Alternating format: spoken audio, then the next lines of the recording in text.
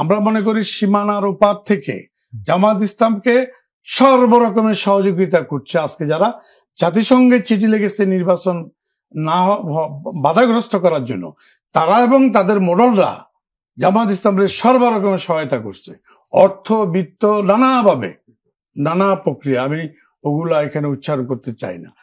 তারা তো নির্বাচন চায় না, আওয়ামী লীগও চায় না, জামাত ইসলামও চায় না।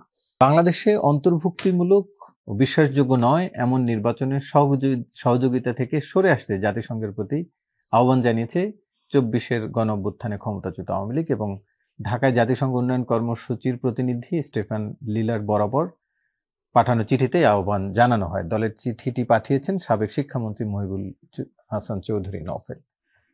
আওয়ামী লীগের এই উদ্যোগ নির্বাচনের পথ কোনো বাধা সৃষ্টি করবে? আমি মনে করি না। আওয়ামী লীগ যে ফ্যাসিস্ট হিসাবে 16 বছর চালিয়েছে, জাতিসংঘ নিজে তো জানে। জাতিসংঘই তো কমপ্লেন করেছে একাধিকবার আওয়ামী লীগের বিরুদ্ধে।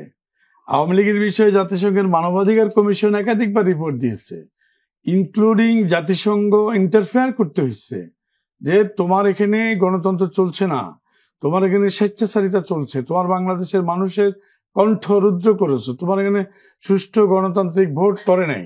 তো যারা 3 বা 4 বার দেশের মানুষকে ভোট দিতে দেয় নাই, তারা কোথায় দরখাস্ত করলো এটা কোনো ফ্যাক্টর হবে না। আর তাছাড়া তারা তো চাইবেই, যেহেতু তারা পতিত ফ্যাসিস্ট, তারা তো চাইবেই যে কোনো উপায়ে বাংলাদেশের নির্বাচনটা পিছিয়ে যাক। সেই জন্য জাতিসংঘ যেহেতু আছে আমাদের একটা সম্মানিত আসন, সেখানে তো যে কেউ দরখাস্ত করতে পারে। ডিসির কাছে তো একটা ভুয়া চিঠিও যায়। আপনি দেখবেন মিনিস্ট্রিতে, হোম মিনিস্ট্রি, বিভিন্ন জায়গায় দেখবেন অনেক বেনামি দরখাস্ত যায়। কয়টাই বা পড়ে, কয়টাই বা দেখে। আমি মনে করি জাতিসংঘ এমন একটা জায়গা, হাজার হাজার চিঠি যাচ্ছে, এই সকল চিঠির কাউন্টেবল হবে না, এটাই মনে করি। বরঞ্চ ওইটা তারা যে নির্বাচন পিছাতে চাচ্ছে, নির্বাচন হতে দিতে চায় না, এটার একদম ডিরেক্ট একটা প্রমাণ তারা রেখে দিল এই চিঠির মাধ্যমে। এবং দুঃখজনক হলো যে আমরা জুলাই আন্দোলনে ছাত্র জনতার পাশাপাশি সকল রাজনৈতিক দল ছিলাম, ইনক্লুডিং জামাত ইসলামও কম বেশ ছিল, যদিও তাদের একজনও মারা যায়নি বা আহত হয়নি।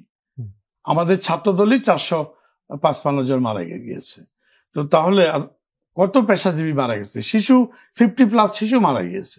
তাহলে জামাত ইসলাম আজকে এসে আওয়ামী লীগের একই ধারায় কাজ করছে। আওয়ামী লীগও নির্বাচন পিছাতে চায়, জামাত ইসলাম নির্বাচন পিছাতে চায়, ওদের সুর এক। এটাই আজকের এই চিঠিতে প্রমাণ হলো। আওয়ামী লীগ আর জামাত তো নির্বাচন চাইছে এবং তারা প্রস্তুতি বরং আপনাদের চেয়ে বেশি, তাহলে কেন? এটা হলো তাদের ডাবল স্ট্যান্ডার্ড রোল। তারা যদি তাদের দ্বিচারিতা, তারা যদি নির্বাচনই চায়, আরো 3 মাস আগে প্রার্থী দিল, তাহলে ঐক্যমত্যের কমিশনের এই সমস্ত বার্গেনিং এর মানে কি? ইলেকশন করব না, যাব না, আগে নয় পরে নয়, এই কথা অর্থ কি? আর দ্বিতীয়ত হলো, প্রার্থী যদি দেন, আপনি মাঠে কেন? আপনি মাঠে কেন আন্দোলন দিলেন? 7 দলীয় নাকি 8 দলীয় জোট করে, এবং আগামী 11 তারিখও আন্দোলন দিয়েছে। তাহলে ওরা কি নির্বাচন যাচ্ছে কি যাচ্ছে না? একবার বলে পিআর ছাড়া যাব না, একবার বলে গণভোট আগে, তাহলে আবার প্রার্থীও দিয়ে রাখলো। তাহলে কি দাঁড়ালো? তারা দ্বিচারিতার চরিত্র রোল প্লে করছে।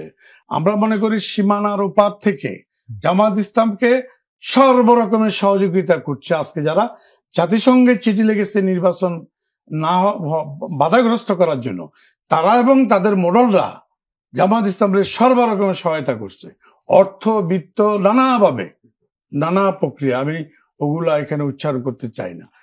তারা তো নির্বাচন চায় না, আওয়ামী লীগও চায় না, জামাত ইসলামও চায় না।